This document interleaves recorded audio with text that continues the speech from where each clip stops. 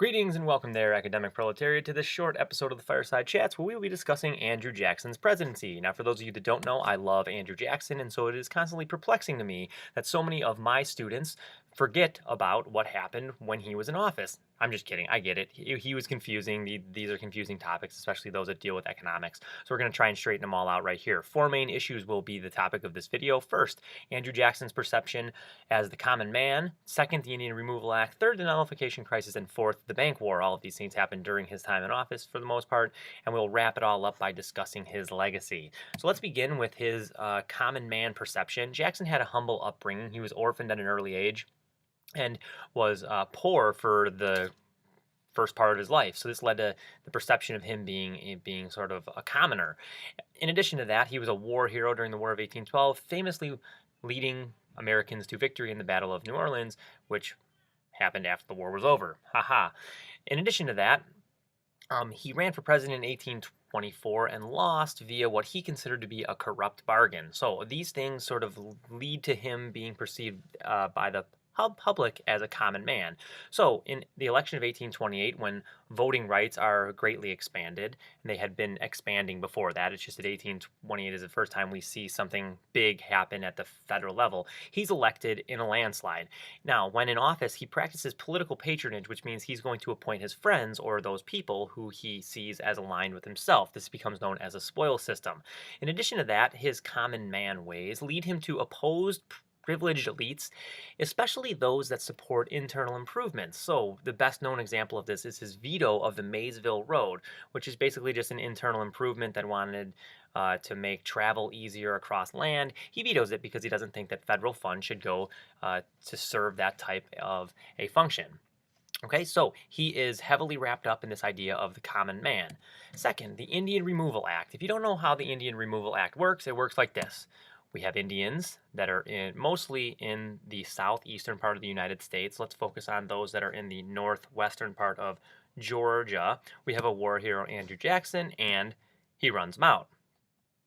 There they go, off to Oklahoma. Okay, so in 1830, Andrew Jackson signs the Indian Removal Act. After a long-standing quarrel with Indians his entire life, he finally seeks to remove them from the lands that they were on. Now, the Supreme Court had upheld the Cherokees' right to their lands in a landmark Supreme Court case, Worcester versus Georgia, and Jackson responds to this ruling by the Supreme Court, saying that John Marshall, the chief judge, has made his decision, now let him enforce it. Ultimately, the Supreme Court doesn't enforce it because they don't enforce laws. The Indian Removal Act culminates in the Trail of Tears. After Jackson's presidency, let me make that a point that he was not president when the Trail of Tears happened. He signed into law the thing that led to it, but he wasn't president when it actually happened. Anyways, this leads to systematic rounding up of Indians and moving them to Oklahoma, largely because whites wanted the land in the southeastern part of the United States for cotton and gold, which had been found there previously. The third big issue that comes up during Andrew Jackson's presidency is the Nullification Crisis. This all begins when, in 1828, shortly after Jackson is elected, there is a tariff passed by Congress that increases tariff rates on imported goods. Now, this makes the South angry because they import a lot of cloth from England to clothe their slaves. Northerners are happy because of this increased tariff because they see it as a protection of their domestic manufacturing. Anyways, John C. Calhoun, a Southern planter who owns him some slaves, calls it the tariff of abominations, like the snowman, and doesn't like it. Look at that guy. He is the scariest man ever. Okay, so Congress, responding to Calhoun's sort of discontent, passes a slightly decreased tariff in 1832, but it wasn't decreased enough for Calhoun, so he issues a South Carolina Exposition and Protests introducing the doctrine of nullification, which means that if a state doesn't like a federal law, it can nullify or ignore it. Jackson does not agree, so he responds with what's known as the Force Bill, which threatens military actions if the tariffs are not paid. If South Carolina doesn't pay its tariffs, the military will come down and collect it. This is a prime example of Jackson increasing the power of the executive office. No presidents did anything like this beforehand. And really just indicative of him being all business, no nonsense.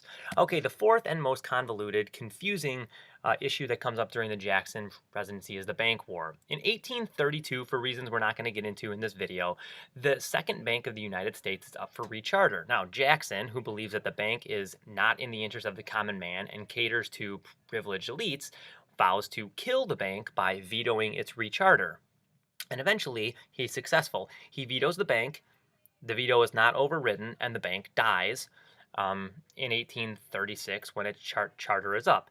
Now, once the bank is dead, we have to find somewhere to go with all of that money. So Jackson issues the specie circular, which says that only hard money can be used in land transactions, meaning hard money has to be available to people in order for them to buy land. Well, not that many Americans had hard money, so it really kind of has a negative effect on the economy and leads to the Panic of 1837. We're not going to talk about that here because we love Andrew Jackson. In addition to that, state banks are going to increase, which leads to less regulation and sort of rampant, out of control banking. Maybe not the best idea ever. And anyways, that's neither here nor there. Okay, so let's finish by talking about his legacy. So Jackson now and then was an extremely polarizing president. He's the only political person that I can think of that has an entire political party formed to oppose him. That would be the Whig Party. I'm not going to talk about the Whigs here, so if you don't remember much about them, you can look them up on your own. But I will tell you that they were formed to oppose Jackson, so anything Jackson believed, the Whigs did not. And they drew this cartoon, so why don't you pause me and get intimate with that cartoon? Okay, he also increased the power of the executive branch more than any president up to him, and probably more than any president until Abe Lincoln. And he did this a couple of ways, more than are just listed here, but nullification crisis is one, how he handled that by forcing South Carolina to pay the tariff, and also through his use of vetoes, which he used more than all of the preceding presidents combined. But one of the big things that sort of goes unnoticed about Andrew Jackson is that he creates this consciousness in people of both democracy and individualism. The idea that a regular common man can make it to the presidency and that those people need to be protected by the government is a new deal. And so it comes to the forefront during Jackson's presidency. All right, that's all the time we have for today. This is Mr. Olson signing off. Peace.